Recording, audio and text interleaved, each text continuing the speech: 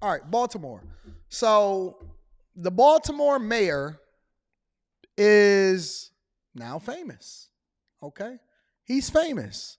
And one of the reasons that he's famous is that he's taken advantage of, and I'm not saying that he's doing it voluntarily. He's playing all of his cards the right way. I remember over the last couple of years, he had been catching Tom Jefferson. Okay, Rich Reloaded. Over the last couple of years, he's been catching hell because Baltimore has been in shambles. And it was in shambles before he got there. But then at the same time, he made a couple of missteps. And everything wasn't going so well over in Baltimore. I mean, it's a hard job. It's a very hard job. And so since this whole bridge collapse over in Baltimore, the Key Bridge, he's been thrust back into the limelight. And, he's making the right moves. And so when the reporters say, hey, listen, when is the bridge going to be rebuilt?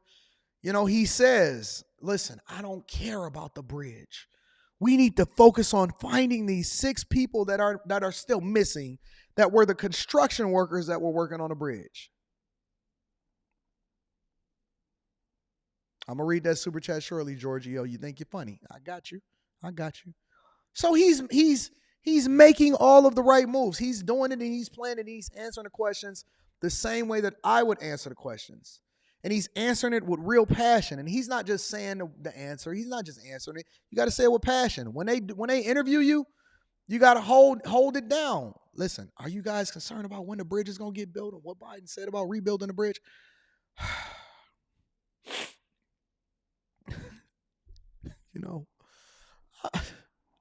I would love to answer that question right now, but I'm more concerned about the families. The families of the 6 people that perished, and I won't even say that they perished. I mean, I know that an hour into this thing, after they submerged themselves inside of the water, there's a strong possibility that they didn't survive. But I will not rest that night until I find all 6 bodies out of the Key Bridge. That's the only thing you guys should be answering me questions about. And until we find it, I don't even want to talk about nothing else, bro. Ooh, I'm just broken. It's crazy because I'm just praying for the families. I'm praying for the families. That's how I would have answered it. Personally, that's how I would have approached it. I would have made it go viral. I would have been very, very passionate about it. But he had emotion. He had enthusiasm. But now he's being attacked online. And they're basically calling him the diversity, equity, and inclusion mayor. And he had an opportunity to respond to it and give his thoughts as a result of it. And so this is what he said. Make sure y'all hit a like for the algorithm, subscribe to the channel. M. Mills, that's what I'm just being honest. Make sure y'all hit a like for the algorithm, subscribe to the channel, and turn on your notifications. Oh, not this chick again. Oh, is she getting all of the black interviews? Jesus. Shame on those people who want to make something out of this that isn't there. They have this boogeyman philosophy, and if it's black or brown, it's something that they've got a target on. Yeah. I just think that is just totally uncalled for at a time like this. That was Maryland Congressman Kwesi Mfume last night on this very show, talking about the rampant conspiracies being hawked by the right about Tuesday's tragic bridge collapse in Baltimore. It has been a grab bag of right-wing grievances, barely coded racism, and flat-out lies. It always goes back to race.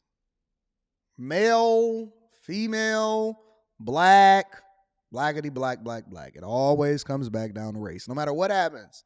Bridge collapse, somebody die, get arrested. It's always going back to race. Jewish space lasers and QAnon conspiracist Marjorie Taylor Greene suggested the disaster was the result of an intentional attack, perhaps by the space lasers.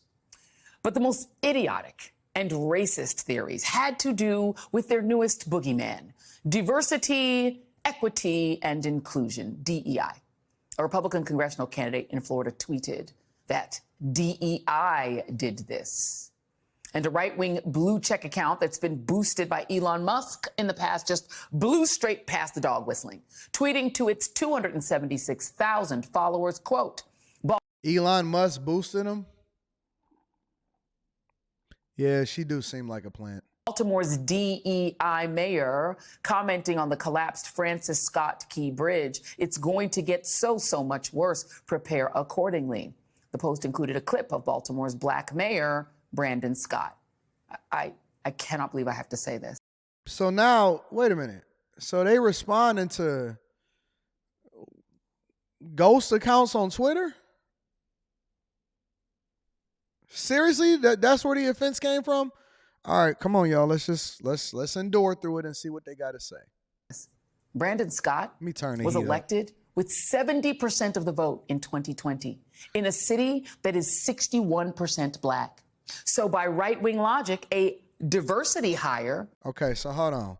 Because they love to throw this out. Before I go and turn up the heat real quick, they love to throw that out there. What is his name? Brandon Scott? Brandon Scott.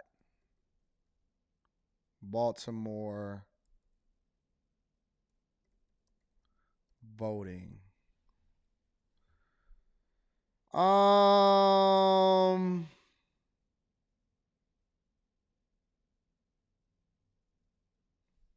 Mayor election results. Let's see. Brandon was elected mayor in 2020.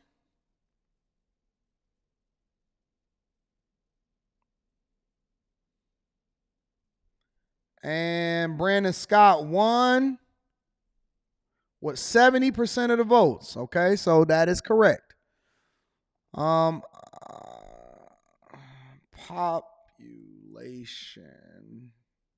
Baltimore.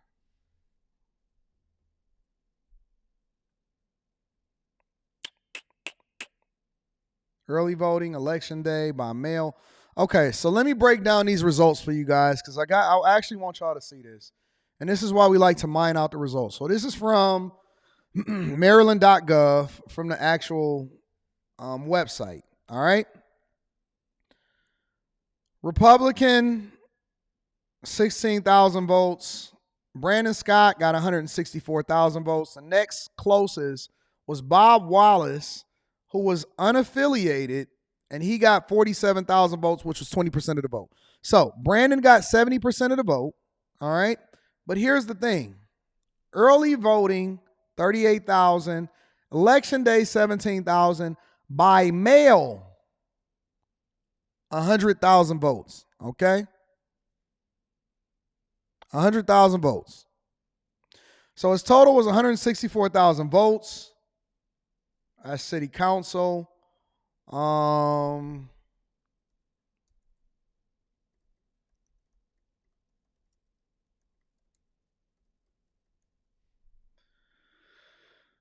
Voter registration. Oh, hold on, wait. Hold on, this is better. 2020 Baltimore voter turnout rate. Because I just want to see. I want to make sure.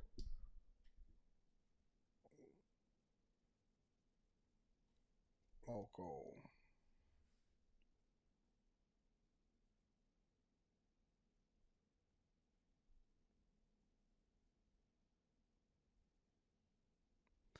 No, that's the actual election itself. Hold on, let me see. I got to do some more research because I want to understand exactly. Because I don't know if this is tied to the actual presidential election because that's a little bit different and all of that stuff. But I got to do some actual deep diving because a lot of times that 70% number can be skewed, and so we want to be a little bit careful. 70% is a lot. But like, for example, if you look over in Houston, you had less than an 8% voter turnout rate, then that means the majority of the people didn't even vote, and they all voting based off of identity politics instead of understanding the policies that the person is saying, then, you know, it's a little bit different. But let's continue. Would have been a white man, which, of course, is what they want. Only the white Christian men may have the things. And at this point, it's evident what they mean by DEI, right? Okay, it means black people. It's the reason the right complained about critical race theory. It's not fashionable to be openly racist anymore in America, unlike what they call the good old days. So referring to a black mayor as a DEI mayor gets the point across, right? I think you should have to go in order to be able to vote mean. personally. You can't stand black people. We get it. You've been heard. What is also clear is all the conspiracy theories are a distraction from the real effects of Tuesday's bridge collapse. Tonight, officials said the remains of two of the victims were recovered. Construction workers who had been working on the bridge. 4 others are presumed dead. There's also the economic fallout from the port of Baltimore being closed indefinitely. This port is one of the busiest in the country, 11th largest overall. It employs more than 15,000 people and more than 139,000 indirect jobs. And it's the #1 port in the country for the import and export of automobiles and farm and construction machinery, a top importer of sugar, and second in the nation for export of coal, and not just coal for black people, Republicans, coal for everybody. Joining me now is Baltimore Mayor Brandon Scott. I will allow you, Mayor Scott, if you choose to do so, to respond to the tomfoolery and attacks on you for having the nerve to be black and also a mayor. Well, I think, listen, I know, and we all know, and you know very well, that black men and young black men in particular have been the boogeyman for those who are racist and think that only straight, wealthy white men should have a say in anything. We've been the boogeyman from them since the first day they brought us to this country. And what they mean by DEI, in my opinion, is duly elected incumbent.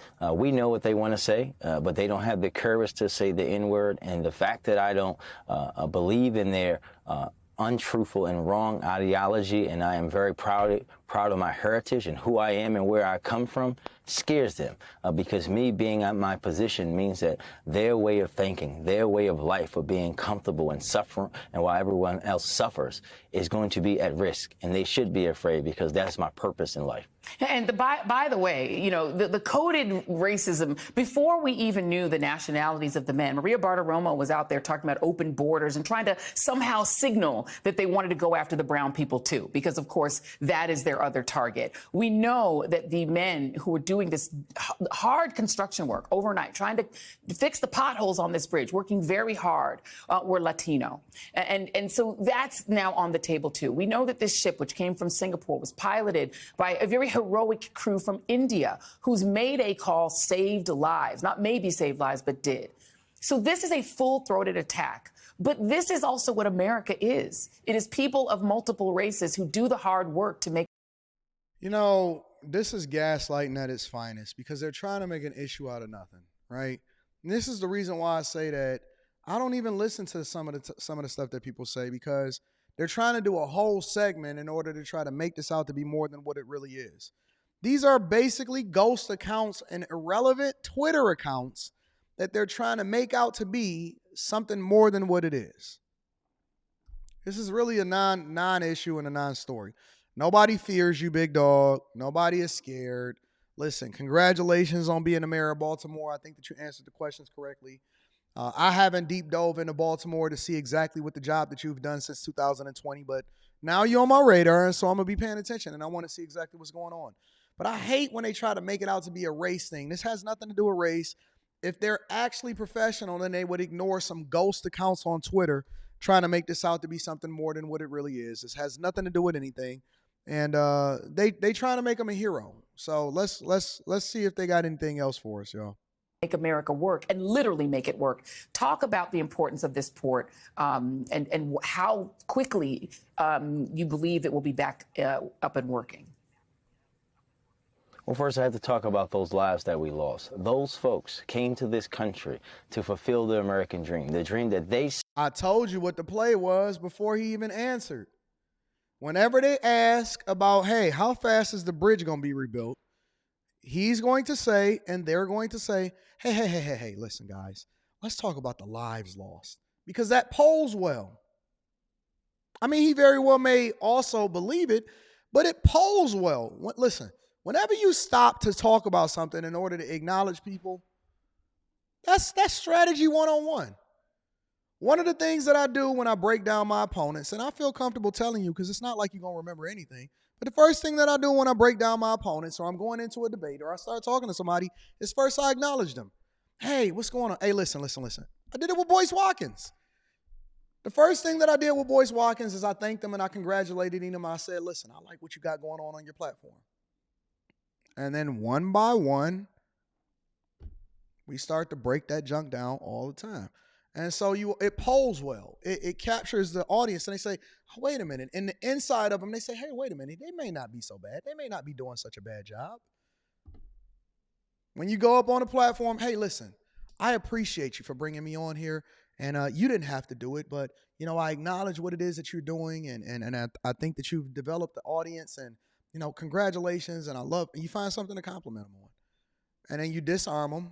And then you decide, do you go ahead and dismantle them? Hey, man, listen, I appreciate you for coming up here. You didn't have to do it. But, you've been doing some great things in the community. And I recognize that you did this the other day. Yeah, buddy. And it's, Y'all not going to remember anyway, so it don't really make no difference. But the point of the matter is, whenever you deflect, it polls well, and it captures the hearts and the minds of people. When I go on Hardly Initiated, I'm going to do the same thing. Next Wednesday, I'm going to go on Hardly Initiated, and I'm going to disarm the audience, and I'm going to say, listen, man, look, I appreciate you guys for bringing me on. Then it's going to go left.